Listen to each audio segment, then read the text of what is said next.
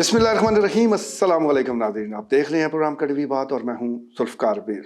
नाज़रीन, महंगाई ने हर शोबा ज़िंदगी को मुतासर किया है। ये चाहे कारोबार की बात हो, चाहे अशिया खुर्दोनोश की ख़रीदारी है, बच्चों की फ़ीसें अदा करनी है, ईद के मौके पर बच्चों की ख्वाहिशात को पूरा करना है, या अफ्तार डिनर का मामला है, तमाम शोबे तमाम मामलात मुतासर हुए हैं। अगर हम गुज़श्ता 5 सालों का ज़रा जायज़ा लें तो निस्बत सूरत हाल बेहतर नज़र आती थी, यानी ईद के मौके पर अच्छा खासा कारोबार हो जाया करता था।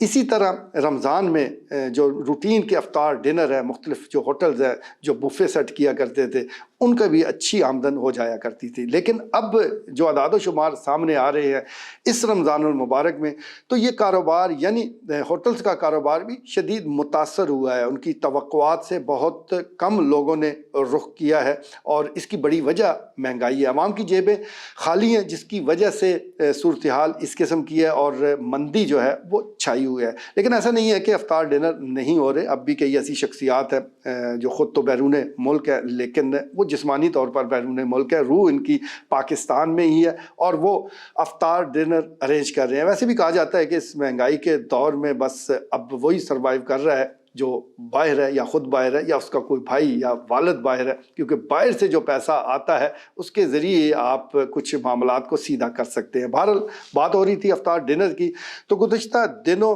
मकामी होटल में एक अफ्तार डिनर का अरेंज किया गया और ये अफ्तार डिनर दिया गया इटली में मुकीम प्रिंस मुमताज़ की तरफ से।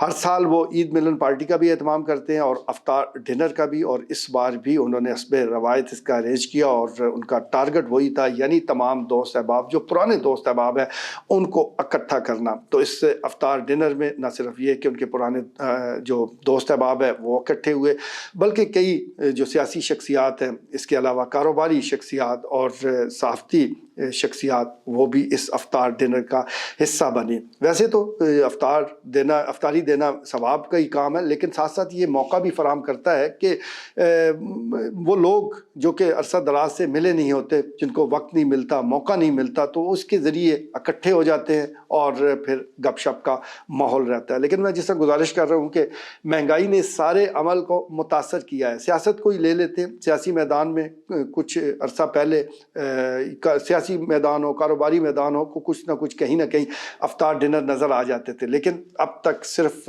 एक अफ्तार डिनर की खबर सामने आई है और वो राजा रिजवान डंडौत जो कि पाकिस्तान पीपल्स पार्टी ज़िला शकवाल के सदर हैं उनकी तरफ से दिया गया। बाकी तमाम सियासतदान इसलिए खामोश हैं कि पता नहीं है कि इलेक्शन होने भी है या नहीं। वैसे अगर इलेक्शन हो रहे होते, कन्फर्म होते, डेट फाइनल हो चुकी होती, तो शायद फिर इसको सियासी तौर पर इस्तेमाल किया जाता, लेकिन क्योंकि अभी इसका कोई अता पता नहीं है तो इसलिए कोई सियासी अफ्तार डिनर भी हमारे सामने नहीं आ रहा।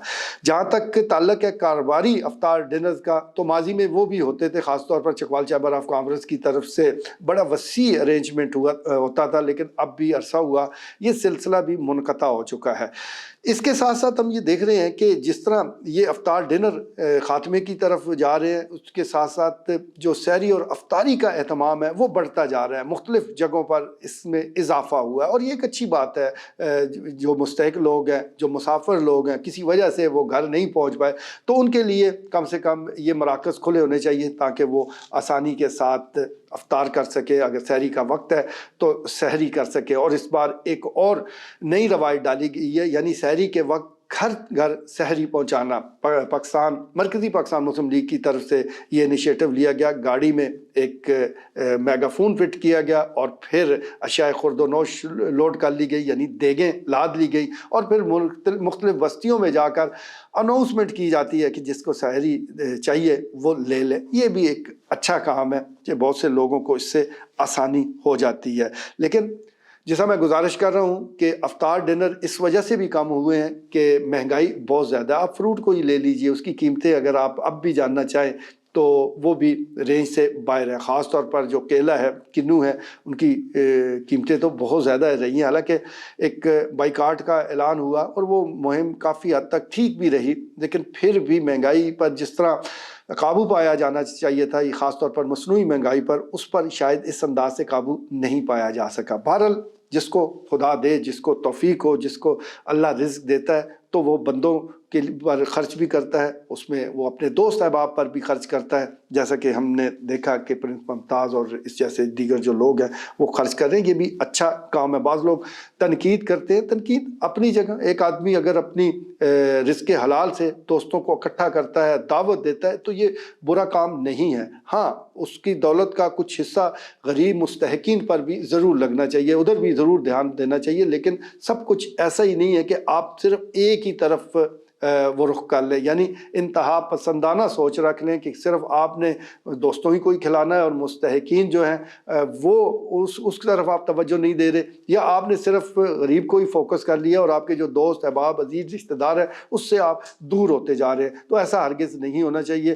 اس قسم کے افطار ڈنر ہوں، آگے عید ملن پارٹیز ہوں، اس میں نہ صرف آپ دوست احباب کا خیال رکھیں بلکہ ان لوگوں کا بھی ضرور خیال رکھیں کہ جن کو عید کی یہ خوشیاں اس طرح دستیاب نہیں ہیں، اس طرح میسر نہیں ہیں جس طرح کہ ایک مخیر شخص کو اس کے بچوں کو میسر ہے۔ تو عید کی بھی آمد ہے، بازاروں میں رش ضرور ہے، لیکن یہ ان کا ہی رش ہے جن کی جیبیں بھری ہوئی ہیں۔ عام آدمی اور جو کہ اب بڑی اکثریت میں ہے وہ بازار کا رخ کرنے سے ذرا ڈرتا ہے، لیکن دوسری طرف بچوں کی خواہشات ہیں اور وہ چاہتا بھی ہے کہ بچوں کو کچھ نہ کچھ لے کر دے، اور اس کے لیے وہ بینک سے، چھوٹے جو بینک ہیں ان سے قرضہ بھی لیتا ہے، کسی سے ادھار بھی مانگتا ہے، اس کا ارینجمنٹ وہ کرتا ہے۔ تو اللہ توفیق دے ہمارے حکمرانوں کو کہ وہ پاکستان میں آسانیاں، وہ آسان دن لے کر آئیں۔ ویسے تو دعائیں ہو رہی ہیں کہ اللہ آسانیاں دور کرے، اللہ نہ کرے کہ ایسے دن آئیں، لیکن پھر بھی مشکل دور ہے، بہت ہی مشکل دور ہے متوسط طبقے کے لیے، لوور مڈل کلاس کے لیے اور غریب آدمی کے لیے۔ تو ہر دور ہی مشکل ہی رہتا ہے۔ تو دعا گو ہے اس رمضان المبارک کے مہینے میں کہ اللہ پاک پاکستان پر، پاکستانیوں پر اپنی رحمت کرے اور مشکل کے یہ دن کٹ جائے۔ آج کے لیے اتنا ہی، اجازت دیجیے، اللہ نے کے بعد۔